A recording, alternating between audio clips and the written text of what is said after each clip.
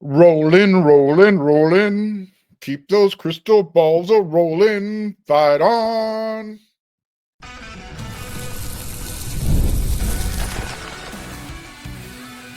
You are Locked On USC, your daily podcast on the USC Trojans, part of the Locked On Podcast Network, your team every day. Fight on, everyone. I'm your host and crooner, Mark Holkin. Thank you for making Locked On USC, part of the Locked On Network, your first listen every day. Whether you download this podcast, wherever you download this podcast, it's always going to be free. You watch on YouTube, the show's always going to be free. I'm always going to appreciate your support. So, Jakeem Stewart from the boot, Louisiana. Boobie Feaster, originally from Louisiana. And now it's just a matter of time before 2027 quarterback prospect Peyton Houston from Louisiana makes his intentions known.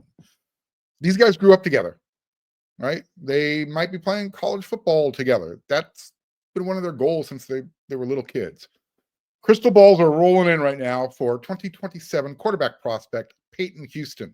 He's considered the 78th overall best prospect in the 2027 cycle, and he is considered the 8th best quarterback in that class, according to Rivals. Rivals on 3, they combined.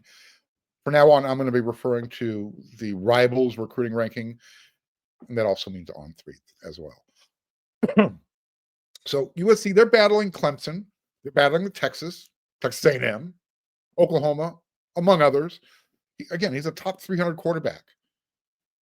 Here's kind of a rhetorical question. Can Lincoln Riley lose a quarterback battle to his younger brother, Garrett, who is his primary recruiter at Clemson?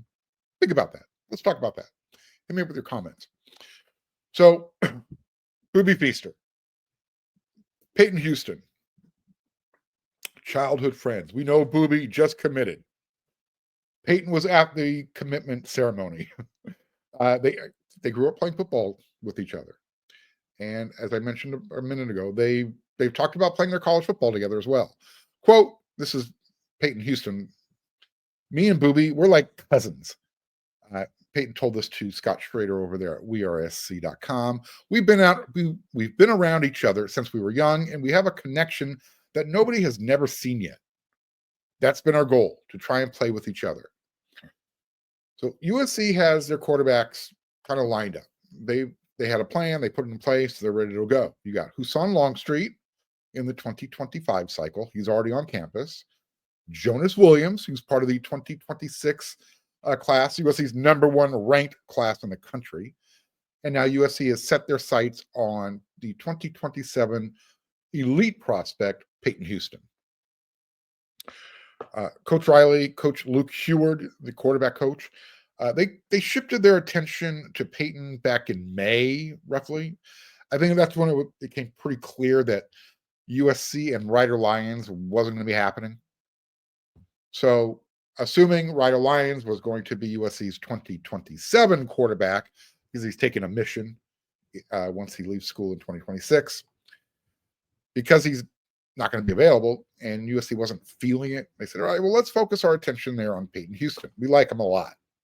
Well, you don't have to worry about not getting Rider. You can now focus all of your energy on Peyton Houston, class of 2027. He's listed at 5'10", 200 pounds. ESPN actually has him as the number 1 pocket passer in their, in their findings, in their development, I guess. What's the word I'm looking for? In their analysis. Okay, better word. He plays for Evangel Christian Academy. That's in Louisiana. If that name sounds familiar to USC fans, it should. That's where USC found John David Booty back in the day. Remember him? Yeah. Remember the quarterback for USC? Kept going to the Rose Bowl, winning a Rose Bowl. I know 2 games everybody remembers him mostly for. It's unfortunate, but it is what it is. Stanford, 2007, 13-9, 2006. Anyways, I digress. Houston said he will likely make his school choice sometime during this football season. All right. He's going to be playing his junior year in high school. So there's really no rush for him to do it, but he wants to get it out of the way. So sometime during the middle of his football season this year, he'll make his intentions known. So you got Boobie Feaster's commitment. He's in USC's 2026 class. USC has 31 guys pledged, right? Still waiting to get the official word on what Jalen Lott's going to do today, July 8th. I haven't heard anything. So if he does pick USC, it's going to surprise a lot of people. USC just isn't feeling it right now. But here's the thing. Because USC's class is nearly done, you got 31 commitments. Your target number is 35. Unless, USC completely poops the bed this football season, I don't think anybody's going to bail out. So with the 2026 class nearly complete, the coaching staff right now, they're kind of tapping in. They're in there on social media. They're moving on to those 2027 guys in that cycle. This is the dead period. Remember, USC coaching staff, they can't have any in-person contact. But, the player reaches out to you and sends you a text, whatever. You can talk that way. You can like and retweet things on social media. Those are the loopholes. That's how you get things done. Look, it's still way too early to get emotionally invested with the 2027 guys. As I mentioned, they haven't even played their junior season yet, right? That's coming up in July, August. That's when they'll start their junior season of high school. However, USC is already in a good place for a few of the top 50 guys, some of the elite guys in that 2027 cycle. USC is already in a really good spot. They don't have any commitments right now. Doesn't mean it's not going to change. As I mentioned, crystal ball's rolling in for Peyton Houston and USC. Don't be surprised if he breaks the seal.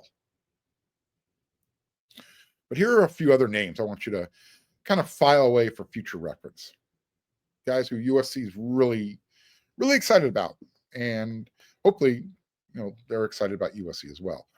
So you got a 5-star edge. His name is Zyron Forstall from New Orleans, Louisiana. Zyron Forstall, Forstall. Coach Eric Henderson loves this guy, right?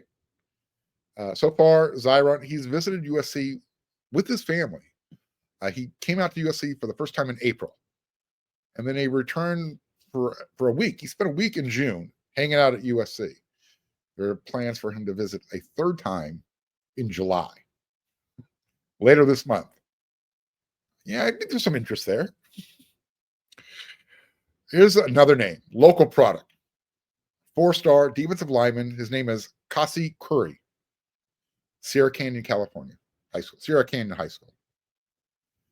He actually had a workout at USC last month with Coach Henny and Coach Nua. He said both made a huge impression on him.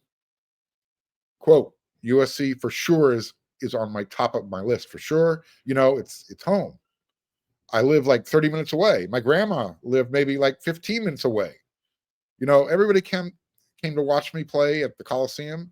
That'd be great for sure. End quote. So yeah, Cassie Curry, Sierra Canyon High School. USC already, they got some players on their roster from Sierra Canyon. Wouldn't hurt to add one more. This would be a good guy to get. Again, class of 2027. What about 4-star wide receiver Osani Gales from Tracy, California? Up there, I think around the Fresno area. Quote, so you got USC, Penn State, Miami, Washington, Oregon, Arizona State, and Florida are the schools that stand out. Gales told WRSC, they have all been building a relationship with me, the best out of all the schools that offered me. I definitely love USC. Just being back home, I love the educational part, and I love just what USC produces. They got a good history of receivers, and yeah, USC is definitely one of the top schools for me. I was talking to Coach Chad Savage about a visit. We're definitely going to get out there for a game day visit too. End quote. USC is throwing their hat in the ring. They're going to go for the best offensive tackle in the country. His name is Kennedy Brown. He's from Houston, Texas. Yeah. He's being recruited by everybody. That's all you need to know. When you are the number one offensive tackle in the country, rest assured, you're going to get an offer from everybody that matters. Okay. He's number one ranked offensive tackle according to Rivals, 247, ESPN. He is considered the number 3 overall prospect, period. Doesn't matter position. He is the 3rd best player in that 2027 cycle, according to all the different industry rankings. Just accept this, right? He's going to get paid. And whoever pays him is going to get a first-round NFL draft pick. He's one of those can't-miss prospects. Right now, he's 6'4", 290 pounds. He's extremely mature.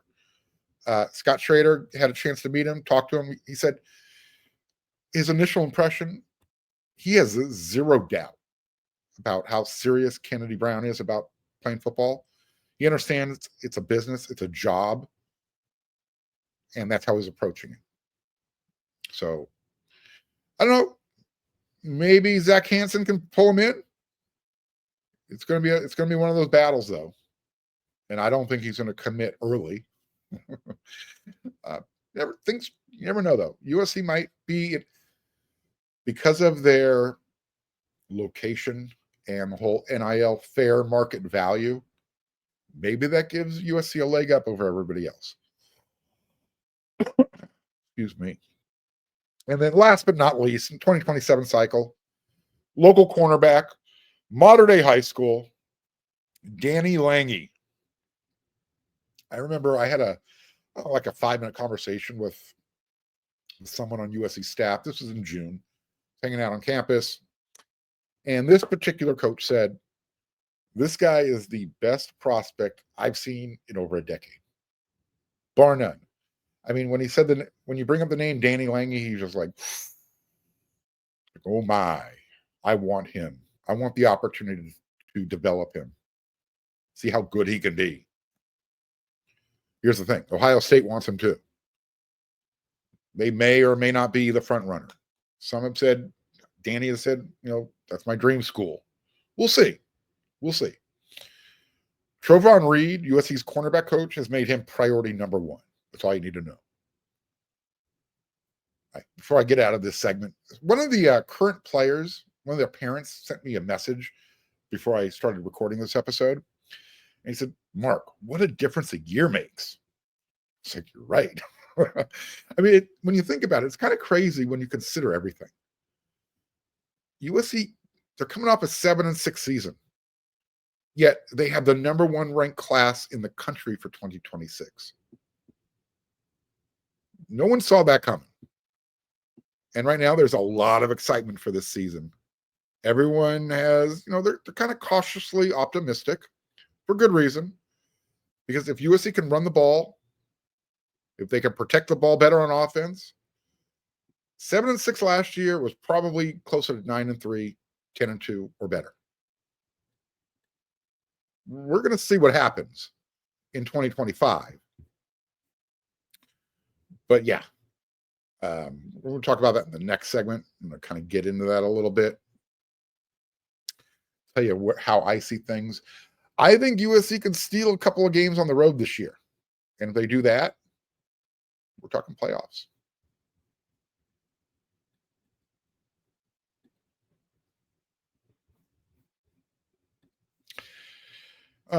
We've all been there, right?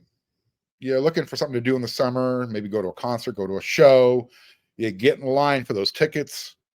They've been on sale. And all of a sudden you lose your spot in line somehow.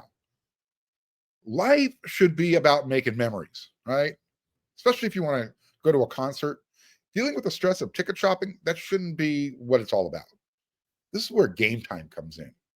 Game Time makes getting concert tickets faster and easier than ever. Seriously, did you know that prices actually drop the closer you get to the show starting? It's true. You can save up to 60% off on killer last-minute deals. And if you ever wonder what your view's going to look like before you buy your ticket, you don't have to worry about that when you use Game Time. Their app, it shows you a panoramic view. There's going to be no surprises. When you click on that seat, you're going to know exactly what you're going to see and how loud it's going to be. And with Game Time, the price you see is the price you pay. There's no hidden fees. Take the guesswork out of buying tickets with Game Time, right? It's this easy. So all I got to do, download the Game Time app, create an account, and use code LOCKONCOLLEGE for $20 off your first purchase. Terms apply. Again, create an account, redeem the code LOCKEDONCOLLEGE, and you're going to get $20 off your first purchase. Download the Game Time app today. Last minute tickets, lowest price, guaranteed.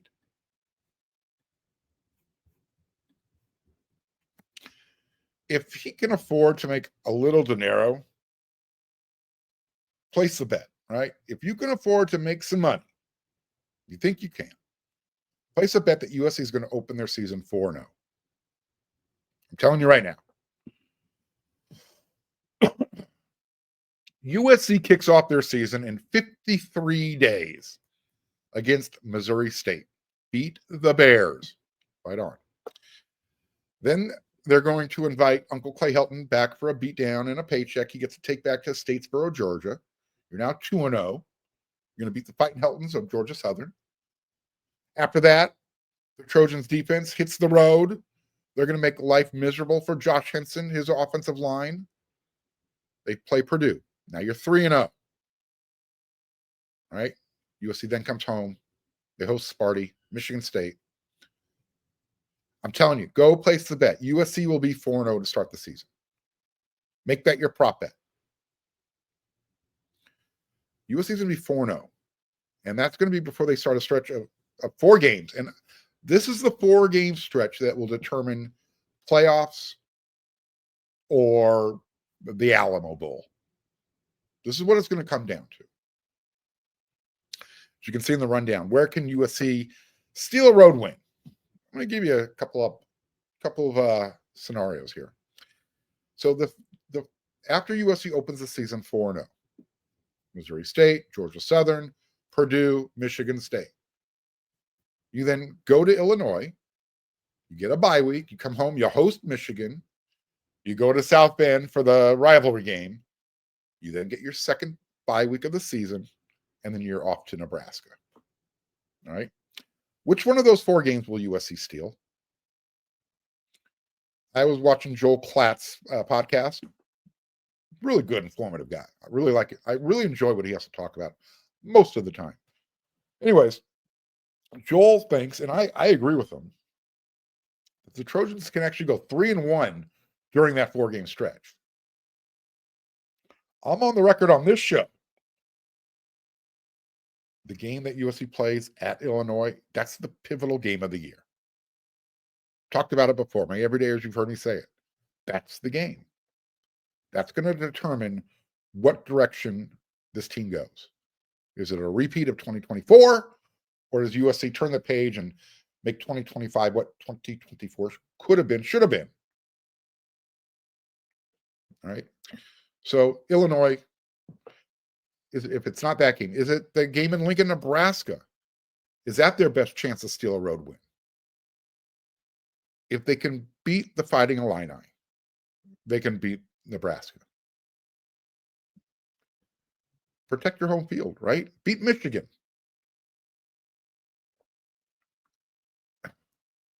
And then obviously that game at South Bend against Notre Dame, it's going to be pretty intense, especially if that contract is still in limbo. Not going to get into that right now.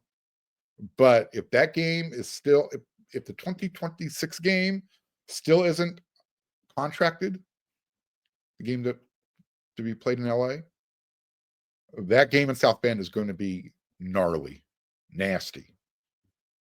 Because no one's going to want to walk away the loser. And USC hasn't won that game in a while. So if USC goes 3-1 over that stretch, you're now 7-1. Remember, you opened up the season 4-0. You're now 7-1.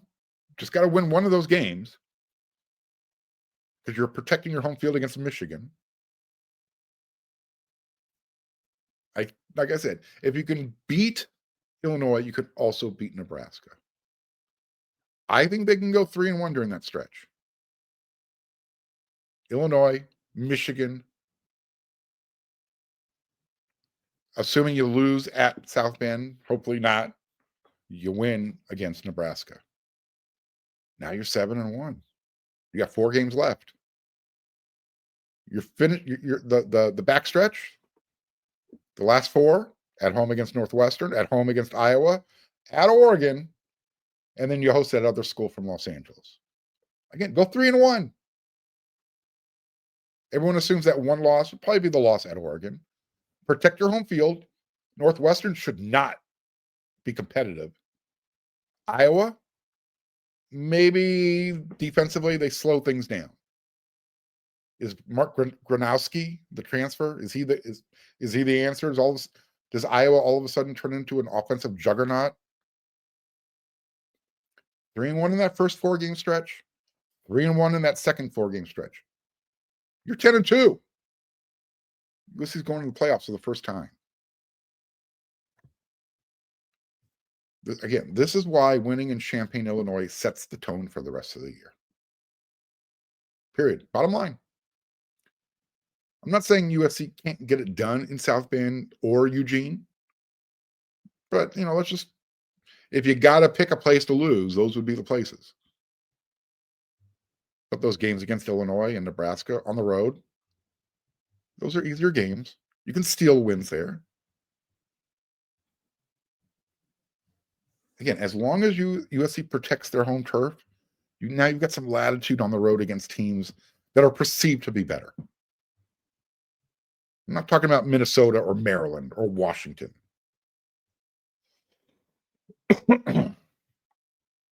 So for all of you who keep pushing back on me about USC's record in 2025, make a coherent argument.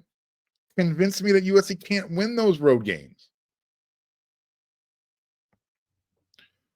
USC should have won that game at Michigan last year, but you had too many mistakes on offense, some late game breakdowns on defense. You had the 12th man in pinstripes working against you, choking on their whistles. That Penn State loss at home in overtime, still trying to wrap my head around that one. The Trojans were in every single game last year. The only game they didn't lead was the Notre Dame game. And they were driving to tie the score. So it's time for Coach Riley to get the team into the playoffs. We're going into year 4. No more excuses. I'm laying it out there for you. I'm showing you. I know it's easier said than done, but this is not a schedule that USC cannot handle.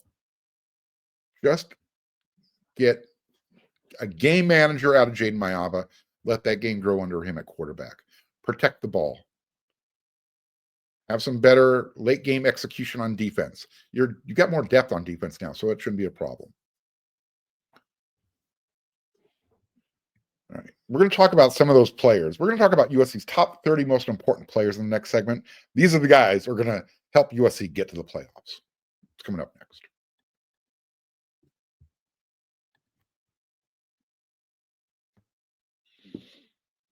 All right. As you know, I hang out over there at wearesc.com. We're going to be talking about this on Inside the Trojan Huddle this week, the panel show that I'm part of with Eric McKinney and Greg Katz. Chris Arledge is the host. Anyway, we submitted a top 30 most important list of players from the 2025 roster. I'm going to give you my top 30. So far, these are the names that we've revealed over there at wearesc.com. As you know, when you're done making Locked On USC your first listen every day, and you're done watching the Portal Show with Brian Smith, part of the Locked On Network on YouTube, get on over there to wearesc.com. So number 30, according to Eric McKinney is tabulating our submissions. It came from me, from Chris, Greg, and Eric. So the 4 of us gave him our top 30 players. He tabulated everything up. Number 30, running back Brian Jackson. Number 29, cornerback Braylon Conley. Number 28, defensive tackle Jade Abasiri. 27, cornerback DeCarlos Nicholson.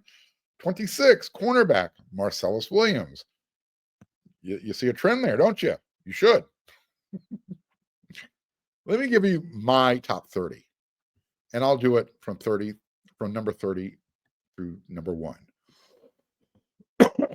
Excuse me. I actually cheated a little bit, and I gave 31 players. Number 31 is either going to be Sam Longstreet or Husson Heward. See what I did there?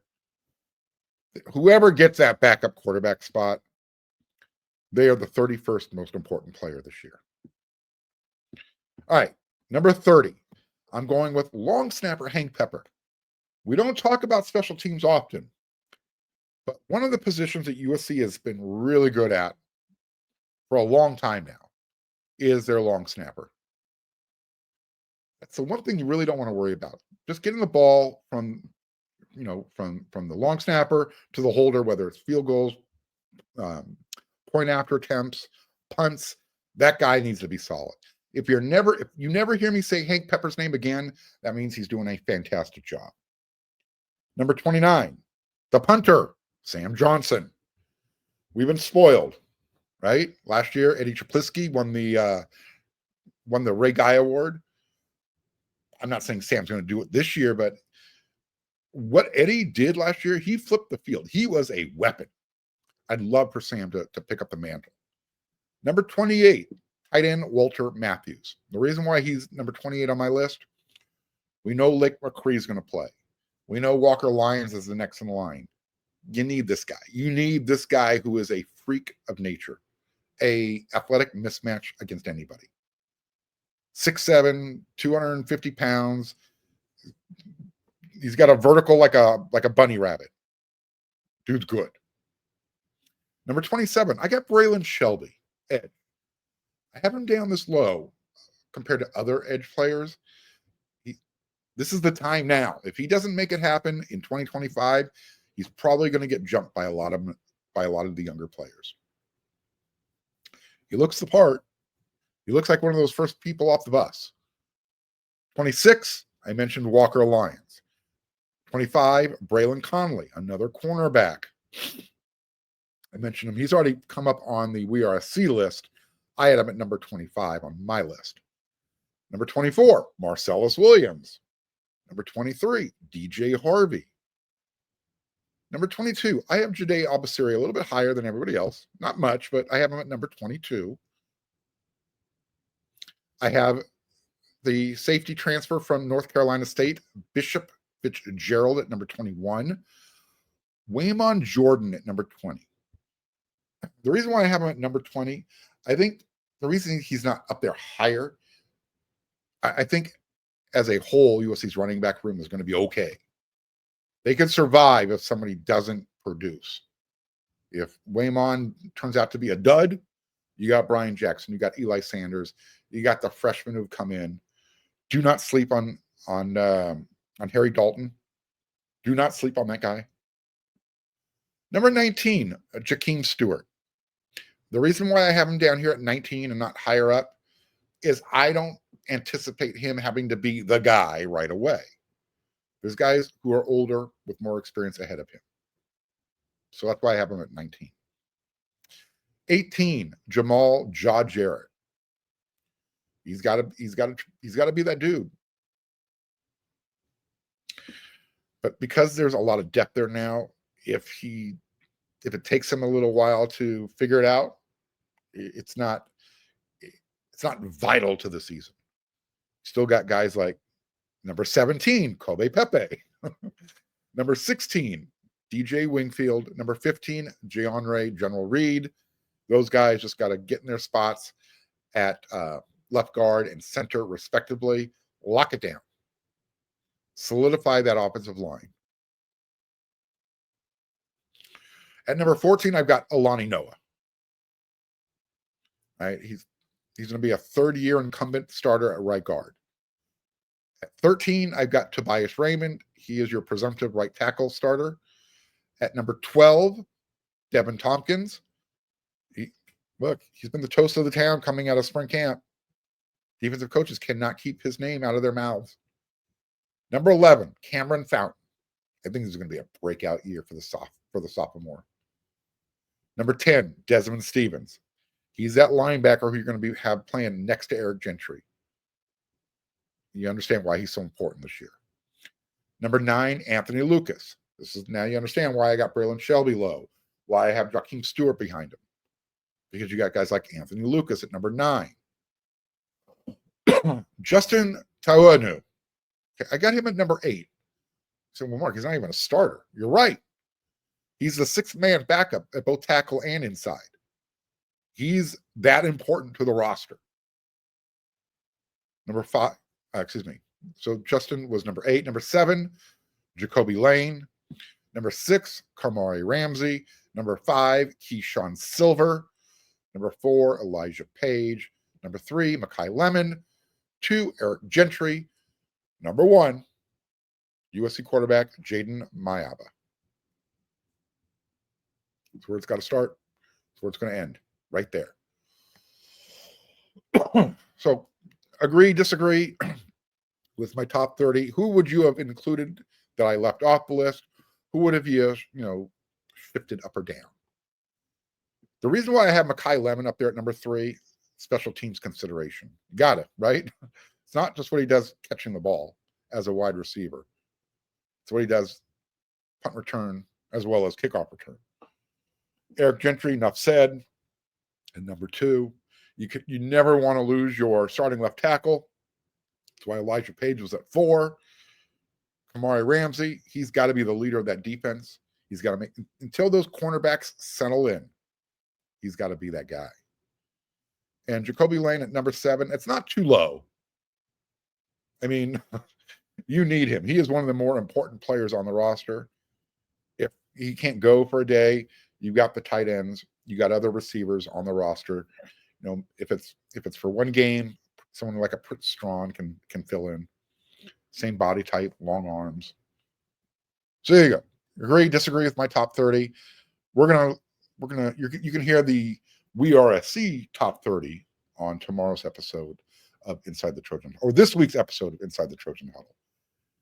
All right, that's it for this episode of Locked On USC. I will be back again tomorrow with another one. Until then, everyone, you know what to do.